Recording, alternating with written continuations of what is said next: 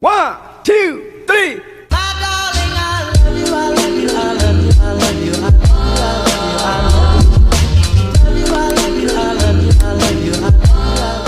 Hai guys, assalamualaikum, selamat datang kembali di channel YouTube aku, Nabila Play.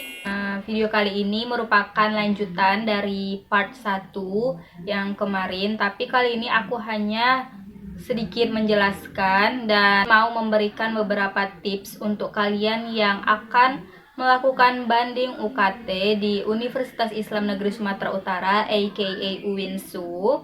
Nah, tapi sebelum itu ada baiknya kalian klik subscribe dulu, like, dan komen, dan jangan lupa juga share ke teman-teman kalian dan ke seluruh sosial media kalian agar video ini jadi lebih bermanfaat bagi semua orang. Oke, kalau kalian penasaran apa aja tips yang akan aku berikan kepada kalian, just keep for watching. Oke guys, di sini aku mau menjelaskan sedikit dulu mengenai banding UKT.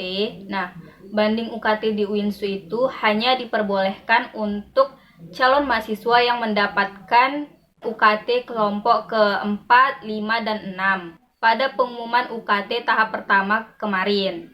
Untuk 1, 2, 3 itu tidak diperbolehkan karena uang kuliahnya itu udah termasuk yang standar dan cukup murah lah ya.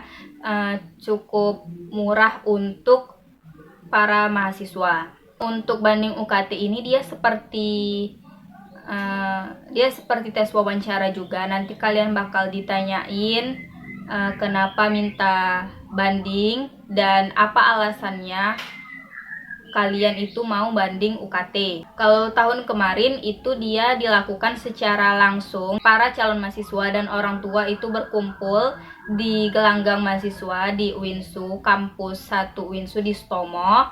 Tapi sebelum itu kita juga harus mengisi formulir gitu, bahwasannya kita itu peserta banding UKT. Nanti di situ ada kolom kayak mau diturunkan ke kelompok UKT berapa dan apa alasannya kita itu mau banding UKT.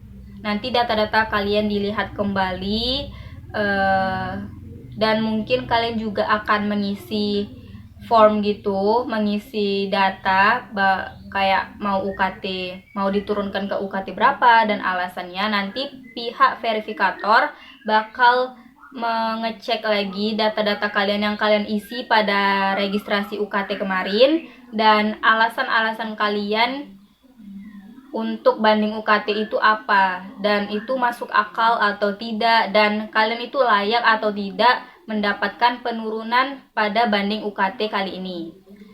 Nah, untuk itu aku bakal ngasih beberapa tips ke kalian agar turunnya itu ya standar lah, nggak terlalu sedikit dan nggak terlalu sedikit gitu turunnya. Misalnya kalian dapat UKT ke-6 dikuranginnya cuman ke UKT 5. Nah, jadi kalau kalian penasaran jangan di skip ya, tonton sampai habis. Untuk tahun ini kan dilakukan secara online atau daring. Kalau menurut aku ini akan lebih ketat lagi karena kan kita tidak bisa berbicara secara langsung gitu pada pihak pewawancara. Nah, kalau ini kan secara online ya, jadi kan aku kurang tahu gimana sistemnya, apa mungkin face to face juga tapi melalui kamera atau Zoom gitu, menggunakan Zoom, atau mungkin pihak verifikatornya hanya melihat dari data-data yang ada dengan alasan-alasan yang kalian masukkan. Aku juga kurang tahu.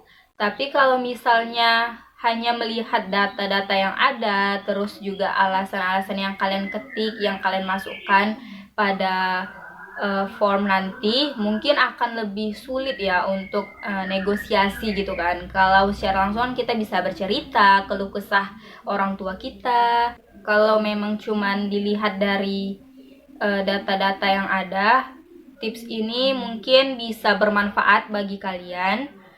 Nah, tips yang pertama adalah biasanya kan itu ada kolom ditanyakan mau kelompok UKT berapa kita diturunkan.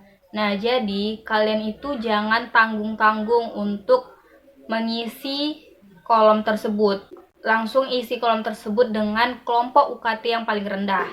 Tapi kalau Tapi kalau untuk banding itu kelompok yang paling rendah kalau nggak salah itu kelompok yang kedua. Kalau kelompok yang pertama itu nggak diperbolehkan karena itu beda lagi. Memang untuk orang yang betul-betul sangat membutuhkan dan tidak mampu. Karena itu kalau nggak salah kelompok pertama itu 400.000 uang kuliahnya per semester.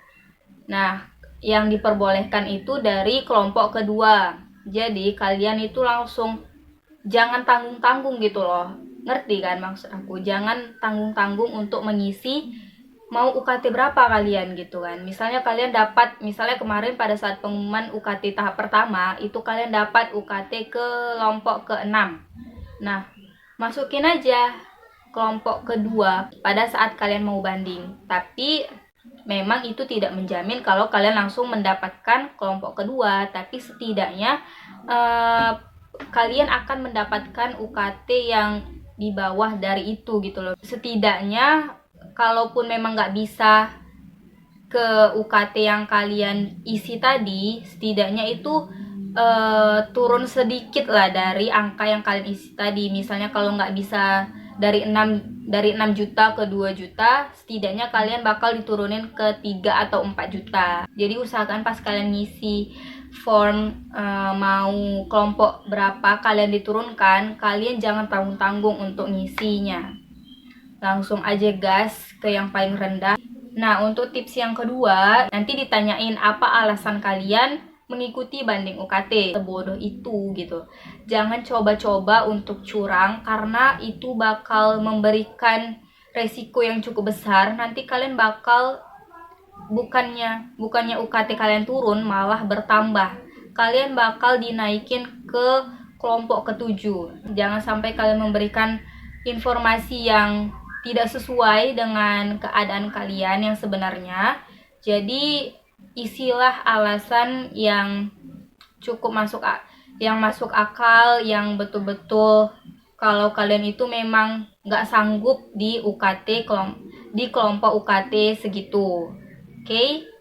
Dan tips yang ketiga, kalian harus tetap berdoa agar kalian bisa diturunkan di UKT yang kalian inginkan. Aku rasa itu aja tips-tips dari aku mengenai banding UKT. Semoga bermanfaat bagi kalian dan bisa kalian terapkan pada pada banding UKT besok. Semoga lancar dan bisa turun sesuai dengan yang kalian inginkan. Oke, jangan lupa untuk klik subscribe, like, dan komen. Dan jangan lupa juga share ke teman-teman kalian dan ke seluruh sosial media kalian agar video ini jadi lebih bermanfaat bagi semua orang. Oke, see you on next video. Bye!